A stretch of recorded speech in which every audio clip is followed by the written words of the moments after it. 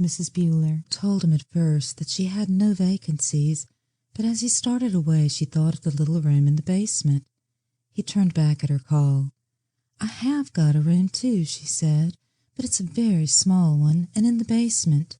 I can make you a reasonable price, though, if you'd care to look at it." The room was a problem.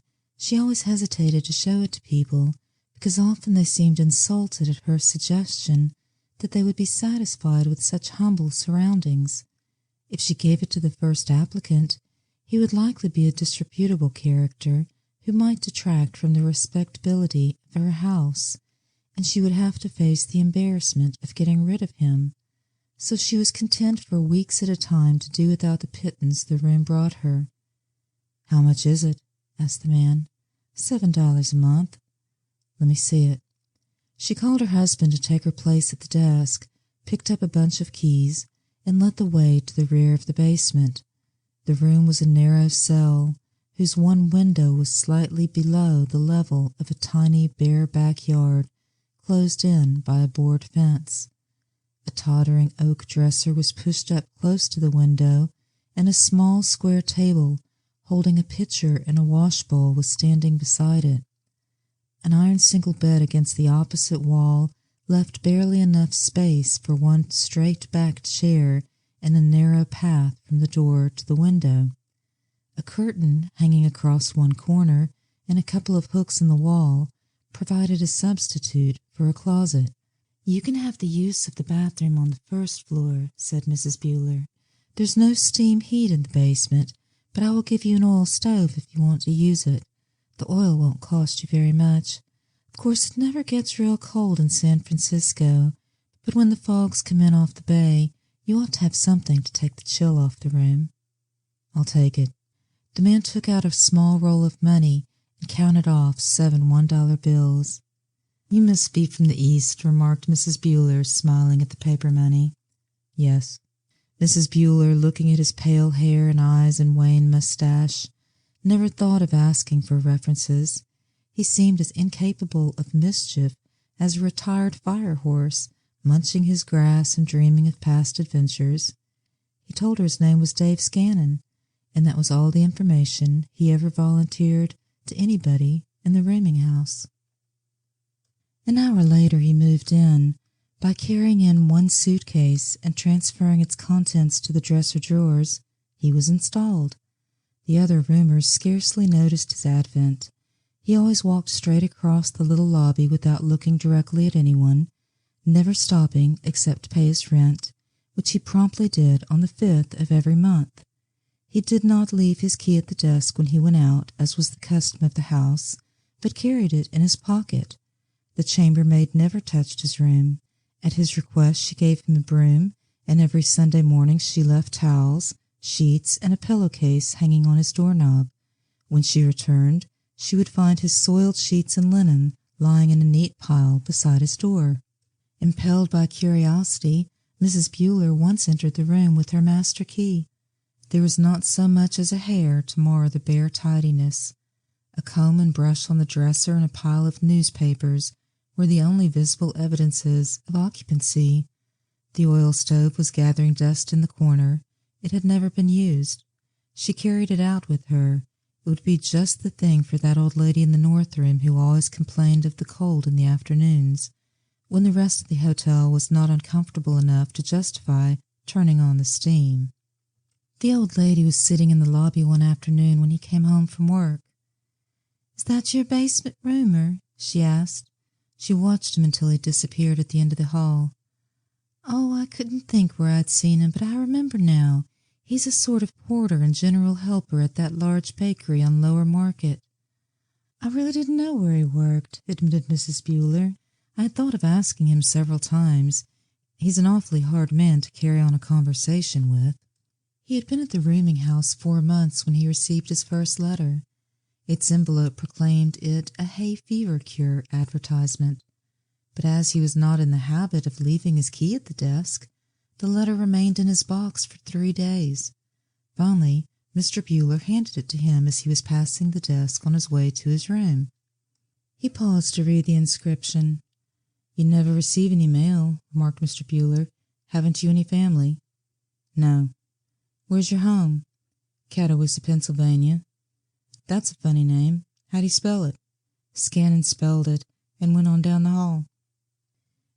Catawissa, repeated Mr. Bueller to his wife. Ain't that a funny name? In his room, Scannon removed the advertisement from its envelope and read it soberly from beginning to end. Finished, he folded it and placed it on his pile of newspapers. Then he brushed his hair and went out again. He ate supper at one of the little lunch counters near the Civic Center. The rest of the evening he spent in the newspaper room at the public library. He picked up Eastern and Western papers with impartial interest, reading the whole of each page, religiously and without a change of expression, until the closing bell sounded. He never ascended to the reference, circulation, or magazine rooms. Sometimes he would take the local papers home with him and read stretched out on the bed, not seeming to notice that his hands were blue with the penetrating chill that nightly drifts in from the ocean. On Sundays he would put on a red-striped silk shirt and blue serge suit and take a car to Golden Gate Park. There he would sit for hours in the sun, impassively watching the hundreds of picnic parties, the squirrels, or a piece of paper retreating before the breeze. Or perhaps he would walk west to the ocean, stopping for a few minutes at each of the animal pens and take a car home from the Cliff House. For 2 years the days came and passed on in monotonous reduplication, the casual hay fever cure circulars supplying the only touches of novelty. Then one afternoon, as he was brushing his hair, he gasped and put his hand to his throat. A sharp nausea pitched him to the floor. Inch by inch he dragged himself to the little table and upset it, crashing the bowl and pitcher to a dozen pieces. His energy was spent in the effort, and he lay inert. Mrs. Bueller consented to accompany her friend to the spiritualist's only after repeated urging, and she repented the decision as soon as she arrived there. The dusty parlor was a north room to which the sun never penetrated, and in consequence was cold and damp. The medium, a fat, untidy woman whose movements were numerous, with the rustle of silk and the tinkle of tawdry ornaments, sat facing her with one hand pressed to her forehead, and delivered mysteriously acquired information about relatives and friends. "Who is Dave?" she asked finally. Mrs. Bueller hastily recalled all of her husband's and her own living relations. "I don't know any Dave," she said. Yes, you know him," insisted the medium. "He's in the spirit land now. There's death right at your very door." She put her hand to her throat and coughed in gruesome simulation of internal strangulation. "But I don't know any Dave," reiterated Mrs. Bueller. She regained the street with a feeling of vast relief. "I'll never go to one of those places again," she asserted as she said goodbye to her friend. "It's too creepy." A great fog bank was rolling in majestically from the west, blotting out the sun and dripping a fine drizzle on the pavements. Drawing her coat collar closer about her neck, Mrs. Bueller plunged into the enveloping dampness and started to climb the long hill that led to her rooming house. Her husband's distended eyes and pale face warned her of bad news. "Dave Scannon's dead," he whispered hoarsely. "Dave Scannon? So that was Dave." "He's been dead 2 or 3 days," continued Mr. Bueller. "I was beating a rug in the backyard a while ago when I noticed a swarm of big blue flies buzzing about his window. It flashed over me right away that I hadn't seen him for several days. I couldn't unlock his door because the key was on the inside, so I called the coroner and a policeman, and we broke it in. He was lying between the bed and the dresser, and the bowl and pitcher lay broken on the floor where he had knocked it over when he fell. They're taking him out now." Mrs. Bueller hurried to the back stairway and descended to the lower hall. 2 men were carrying a long wicker basket up the flight of steps between the back entrance and the yard. She remained straining over the banister until the basket had disappeared. The coroner had found nothing in his room but clothing, about $5 in change, and a faded picture in a tarnished silver frame of an anemic-looking woman who might have been a mother, wife, or sister. Mrs. Bueller answered his questions nervously. Yes, the dead man had lived with them about 2 years. They knew little of him. He was very peculiar and never talked, and wouldn't even allow the maid to come in and clean up his room. He had said, though, that he had no family and his home was in Catawissa, Pennsylvania. She remembered the town because it had such an odd name. The coroner wrote to authorities in Catawissa, who replied that they could find no traces of anyone by the name of Scannon. No more mail ever came for the man, except the occasional hay fever cure circulars. The manager of the bakery telephoned to ask if the death noticed in the paper referred to the same Dave Scannon who had been working for him. He knew nothing of the man except he had been very punctual in his duties until that final day when he did not appear.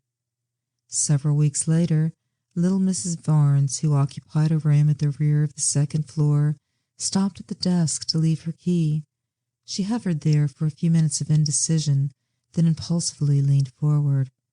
"Mrs. Bueller, I just wanted to ask you something," she said, lowering her voice. "One afternoon, several weeks ago, I saw some men carrying a long basket out the back door, and I've been wondering what it was." "Probably laundry," hazarded Mrs. Bueller. "No, it was one of those long baskets such as the undertakers used to carry the dead in. I've often thought about it, but I couldn't figure out who could have died in this house, so I decided I would ask you. I told my husband about it, and he said I was dreaming." "You must have been," said Mrs. Bueller.